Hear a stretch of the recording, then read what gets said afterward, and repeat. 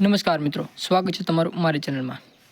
આજે આપણે આ વિડીયોની વાત કરવાની છે ગુજરાત પોલીસ ભરતી 2025 વિશે, જેની અંદર ગુજરાત પોલીસ ભરતી દ્વારા 2025ની અંદર જે ઉમેદવારો પાસ થયા છે તેમને નિમણૂક પત્રક આપવાની તૈયારી શરૂ થઈ ગઈ છે। એટલે કે તેમને 23 તારીખના રોજ નિમણૂક પત્રક આપવાના છે।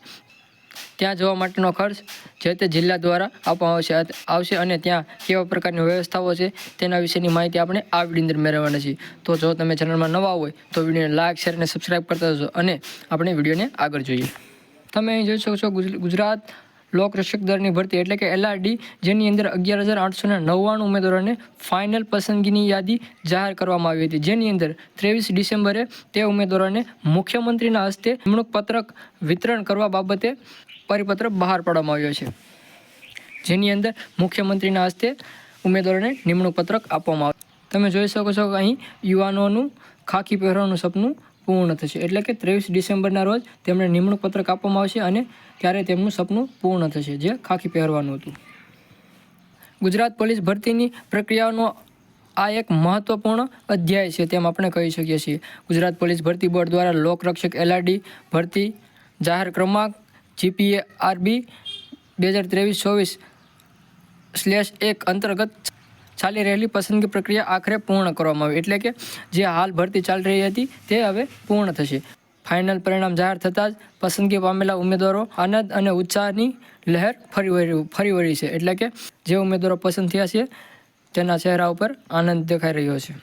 તમે અહીં જોઈ શકો છો કે ગુજરાત પોલીસ ભરતી દ્વારા જે પરિપત્ર બહાર પાડવામાં આવ્યો છે તે તમે અહીં જોઈ શકો છો, જેની અંદર ઉમેદવારોને કયા સમયે બોલાવવામાં આવશે, તેને કાર્યક્રમની અંદર શું કરવામાં આવશે, તેમને કઈ જગ્યા પર બોલાવવામાં આવશે, તેની તમામ માહિતી અહીં ઉમેદવારોને આ પરિપત્રની અંદર આપવામાં આવી છે। અને ઉમેદવારોને પરિપત્ર લેવા આવવા માટે પહેલાં ક્યાં આવવાનું છે તેના વિશેની માહિતી પણ અહીં આપવામાં આવેલી છે। તેમને સાથે કયા ડોક્યુમેન્ટ, તેમને સાથે શું લાવવાનું વગેરેની માહિતી અહીં પરિપત્રમાં આપવામાં આવેલી છે, જે તમે અહીં જોઈ શકો છો। અને તેમને લાવવા લઈ જવાનો ખર્ચ પણ જિલ્લા દ્વારા આપવામાં આવશે તેવું સરકાર દ્વારા કહેવામાં આવ્યું છે, તે અહીં તમે જોઈ શકો છો।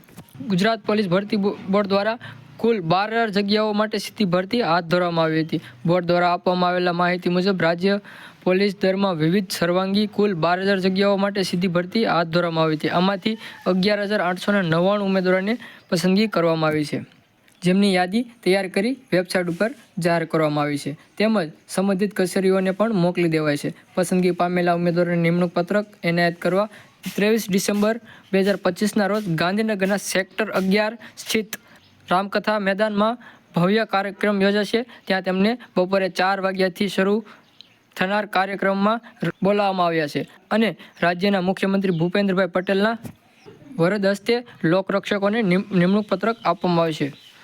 અને આ કાર્યક્રમને લઈને ઉમેદવારોમાં વિશેષ ઉત્સાહ જોવા મળી રહ્યો છે। લાંબી રાહ પછી પોલીસ દળમાં જોડાવાનો અવસર મળતા અનેક પરિવારો માટે આ ખુશીનો દિવસ એટલે કે ગૌરવ અને આનંદનો દિવસ બની ગયો છે। ઉમેદવારો ભરતી બોર્ડ દ્વારા પસંદગી પામેલા તમામ ઉમેદવારોને સમયસર હાજર રહેવા સૂચના આપવામાં આવી છે।